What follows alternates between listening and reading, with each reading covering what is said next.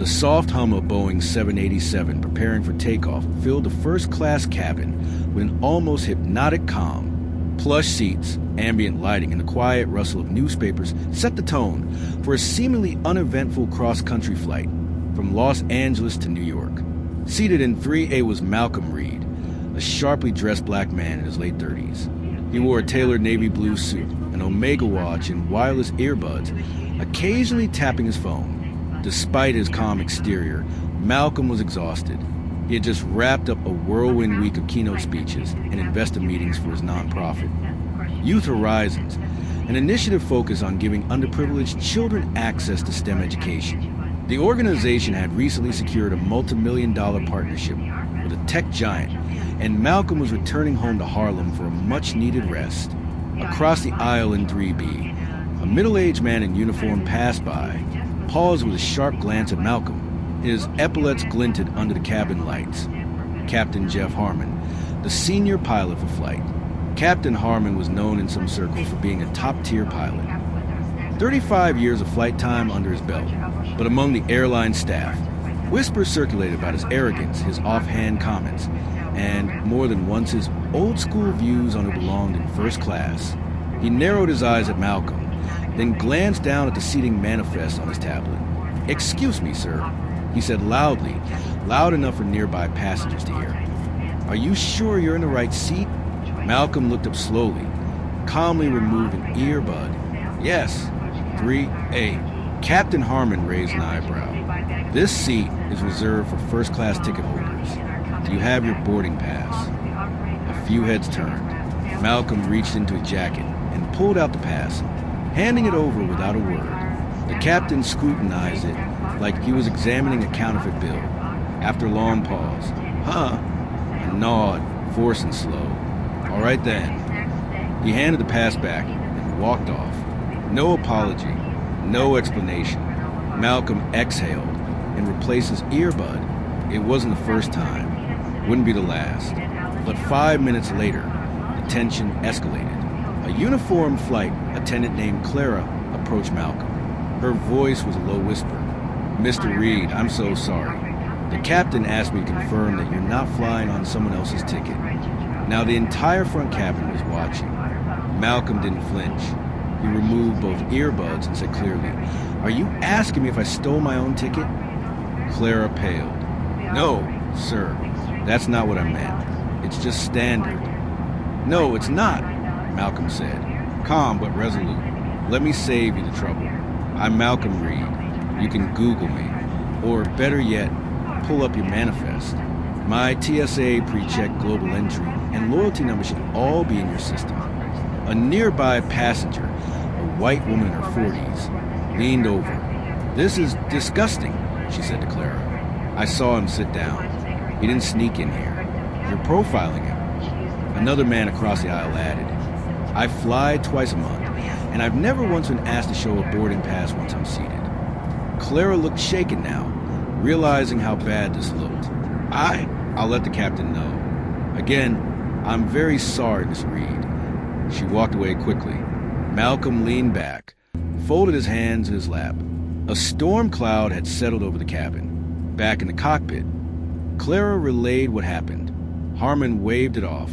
"Probably someone trying to work the system," he muttered. "They're getting smart these days." His co-pilot, a younger man named Eric Nguyen, frowned but said nothing. Eric had heard comments like this before.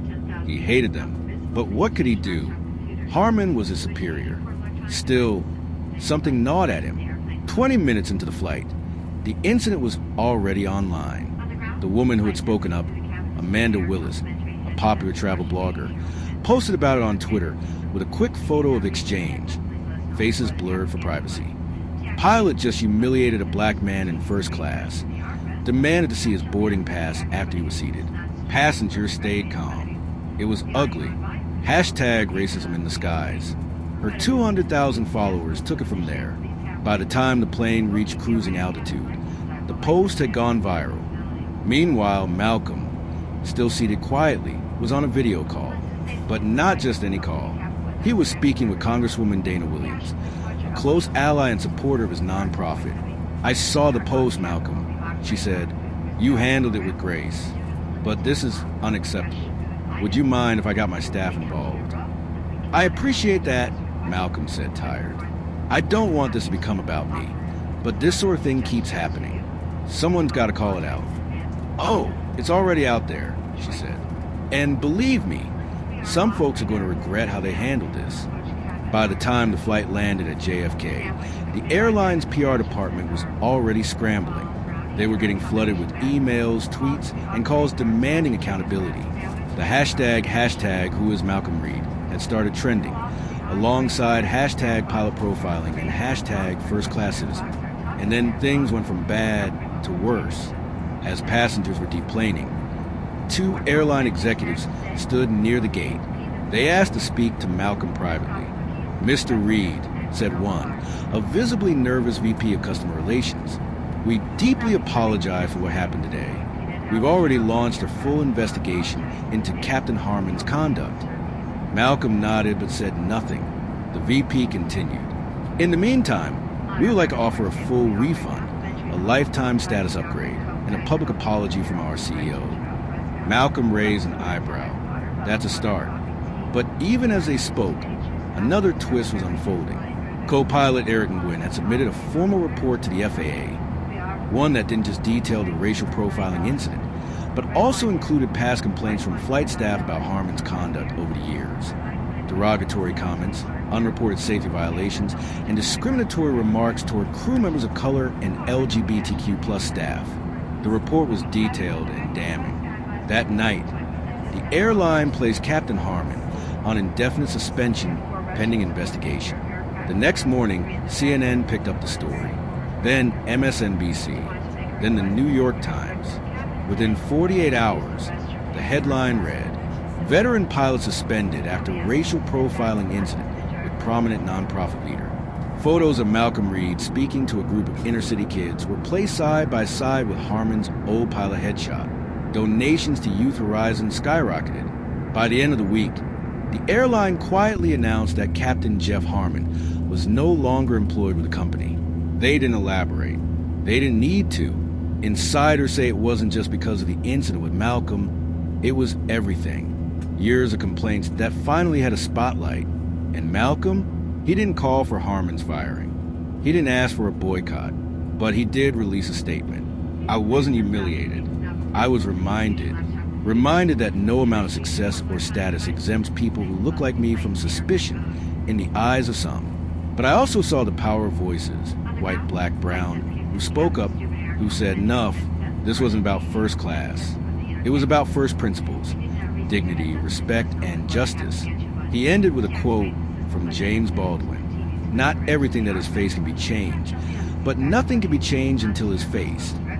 6 months later, Malcolm stood on stage at a gala for Youth Horizons. He looked out at a crowd that now included CEOs, lawmakers, educators, and hundreds of children whose lives were being changed by his work.